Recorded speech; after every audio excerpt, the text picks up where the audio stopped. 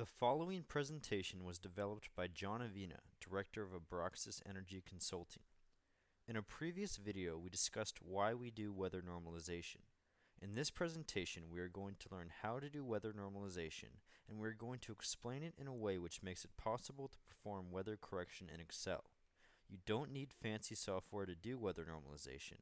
However, specialized software does make it much easier. The first step in performing weather normalization is picking a base year. You need to pick a 12-month period before you installed your energy-efficient retrofits to use as your base year.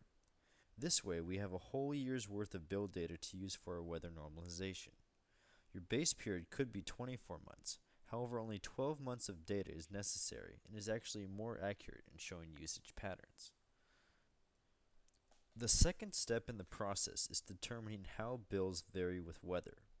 The graph displayed shows 12 electric bills. Each bill is designated by a blue dot. The graph shows usage per day versus temperature. The temperature is actually the average temperature in the billing period.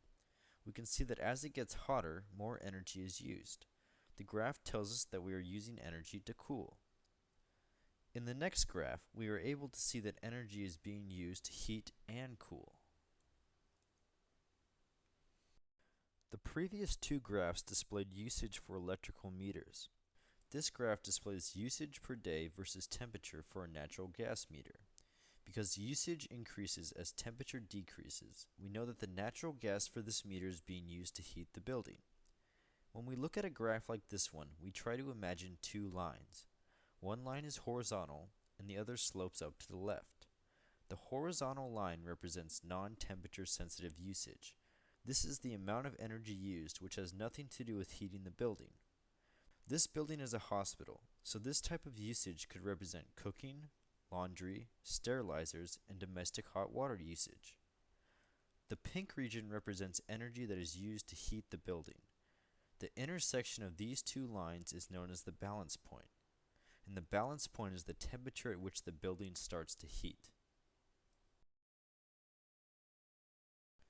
Now let's do another example with an electric meter which is used for cooling.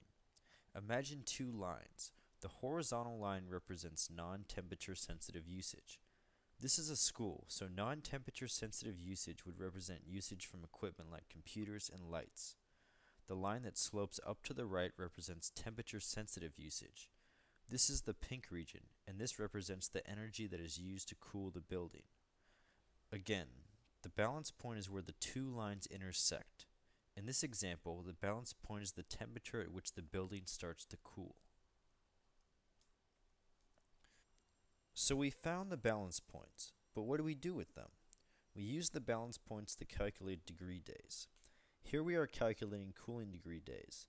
For each day in the billing period, we take the difference between the average outside temperature, which is really the average of the high and low temperature for the day, and the balance point temperature. Remember, we just found the balance point temperature by looking at the usage per day versus temperature graph. We calculate cooling degree days for each day in our bill. To obtain the number of cooling degree days associated with the bill, we sum the cooling degree days for all of the days in our billing period. It should also be noted that you cannot have negative degree days. Let's say I have a balance point temperature of 65 degrees and an average temperature of 55 degrees. Cooling degree days would be 55 minus 65, which is negative 10, multiplied by 1 day. We cannot have negative 10 degree days. Instead, the number of cooling degree days for the day is 0. The process is the same for calculating heating degree days, except for one difference. Instead of calculating average outside temperature minus balance point temperature, heating degree days is balance point temperature minus average outside temperature times 1 day. We sum heating degree days for each day to get the total number of heating degree days in our billing period. Like cooling degree days, we cannot have negative heating degree days. Now that we know number of degree days, we can graph usage by degree days. In this graph, we have divided usage and degree days by number of days in the bill. We divide by number of days to normalize each bill. This allows us to put long and short bills on the same graph. The next step is to find the best fit line which represents our base year bills. This is the line that comes closest to all of the bills. Finding the best fit line is also known as regression analysis. Now we need to make sure the fit of our line is good enough. There are statistical indicators that tell you whether you have a good fit or not. The most commonly used statistical indicator is the R-squared value. If you are using weather correction or weather normalization for performance contracting, you may want to pay attention to the CV-RMSE and the mean bias. However, if you're an energy manager, the R-squared value is probably a good enough indicator of how well your best fit line matches your bill data. Now that you have established your fit line, what does it mean? Your fit line has an equation, and this is the baseline equation. You probably know that the equation for a line is y equals mx plus b. B is the y-intercept, and m represents the slope. This equation can be rephrased into something like this. The intercept is 2,872.7 times number of days, and the slope is 61.986. 2,872.7 times number of days is the non-temperature sensitive consumption. This would be the amount of energy used for lighting, computers, etc. The rest of the equation represents what is used for cooling the building. Some people's eyes start to glaze over when they see all this math. It should be noted that you don't have to do all this math. In this video, we are going over how to do weather normalization, because some of you are engineers or statisticians and need or want to know how weather normalization works. If you don't want to do all of this math, you can get software that will do this kind of analysis for you. Once you get the software, you enter the bills, enter weather data, do the regression analysis, which is actually very simple, and then you make reports. This report is one showing baseline and actual usage. Now let's briefly go back to the math. Remember, your fit line has an equation, which is called the baseline equation. The baseline equation represents the best fit line, and the best fit line is about the same as your base year bills. Now we can work with the baseline equation and we don't need the bills anymore. Remember, the baseline equation represents your energy usage patterns during your base year. So what good is the baseline equation?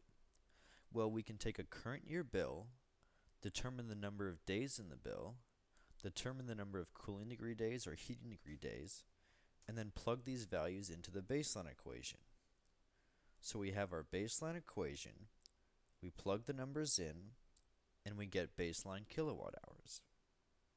So baseline kilowatt hours represents how much energy your facility would have used in the current year given base year usage patterns in current weather conditions. The baseline equation represents base year usage patterns, and we applied current year weather to it to determine baseline kilowatt hours. So we have baseline usage, which represents how much energy we would have used. What you really want to know is savings. Did you save energy or not? To determine savings, you find the difference between how much you would have used and how much you did use. This is baseline minus actual. We calculated baseline already. Now we put our actual usage into our savings equation, and we can see we saved quite a bit of energy. Now let's do a quick review. We chose a base year. We graphed base year bills against weather. We found the best fit line. The best fit line represents the base year bills. The best fit line has an equation, the baseline equation. The baseline equation represents the best fit line, which represents the base year bills. We took a current year bill. We plugged cooling degree days and number of days from the current year bill into the baseline equation to get the baseline usage. Baseline usage is how much energy we would have used given base year energy usage patterns and current weather conditions. Savings is baseline minus actual usage, or how much we would have used minus how much we did use. I have just explained how weather normalization works. You can do weather normalization in Excel, but it can get tedious. If you only have a few meters, then Excel might be a good option for you. However, if you have several meters or don't want to get too involved in the underlying math, then you probably want to use software that specializes in weather normalization.